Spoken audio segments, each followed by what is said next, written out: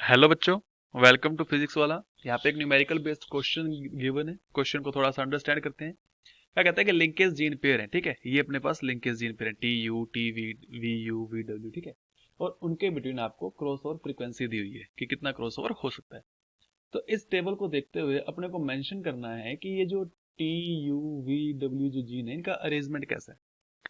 तो हमें एक चीज पता होनी चाहिए कि लिंकेज जो होता है वो इनवर्सली प्रोपोर्शनल होता है रिकॉम्बिनेशन का, ठीक है। तो वही अपने को देखना है। आप ये देखिए कि टी एंड यू के बिटवीन डिस्टेंस कितनी है। ये जो इनका रिकॉम्बिनेशन है वो मैक्सिमम हो रहा है, ठीक है। और यही अगर बात करें टी एंड वी की, तो इनके बिटवीन कितने, 5। अगर इन थ्री जीन्स को कंपेयर करें ना, यू एंड डब्ल्यू को, तो जो आपका जीन है कौन सा, वी, वो टी के साथ क्लोजली लिंक्ड है। तो मान लेते हैं टी आपका अगर यहां पड़ा है, तो आपका फिर वी यहां होगा, ठीक है। उसके बाद आपका जो जीन होगा वो यू होगा। उसके बाद देखते हैं कि v और u के बिटवीन जो डिस्टेंस है वो कितनी है, 30 है। v और u के बिटवीन डिस्टेंस कितनी है, 30। अगर ये डिस्टेंस बताइए इसने, 30। और क्या बोल रहा है, v और w के बिटवीन डिस्टेंस क्या है, 10 है। तो आपको मान लेते हैं कि w यहां है, ये डिस्टेंस 10 है, ठीक है। तो इस हिसाब से हमारा जो अरेंजमेंट होता है वो ये होता है। अब हमें इस अरेंजमेंट को अंडरस्टूड करना है कि टोटल अरेंजमेंट होगा कैसे, ठीक है। तो देखिए, मैं सिंपली इस चीज को एक्सप्लेन कर देता हूँ।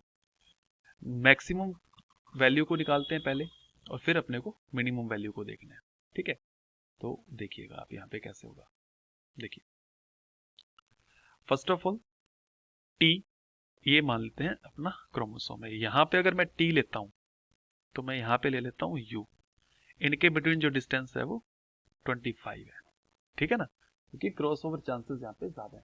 और वही अगर मैं बात कर लूँ किसकी, मैं बात कर लेता हूँ वी की, टी और वी की। तो टी और वी के बिटवीन डिस्टेंस कितनी है, 5 की डिस्टेंस है। तो टी एंड वी के बिटवीन डिस्टेंस कितनी है, that is a distance of 5। तो मैं यहां ले लेता हूं, मान लो वी। तो ये दोनों की डिस्टेंस कितनी आ जाएगी, 5। अब क्या कह रहा है कि वी एंड यू के बिटवीन 30 की डिस्टेंस होनी चाहिए ये। तो क्या ये डिस्टेंस 30 हो रही है, ये तो 20 रह जाएगी, ठीक है ना। अगर यही अगर मैं वी को यहां प्लेस कर दूं, तो मेरी डिस्टेंस जो है कंप्लीट हो जाएगी, ठीक है।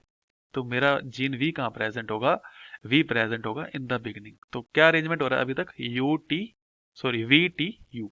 उसके बाद है वी एंड डब्ल्यू के बिटवीन डिस्टेंस देखनी है, ठीक है ना। वी एंड डब्ल्यू के बिटवीन जो 10 की डिस्टेंस आती है।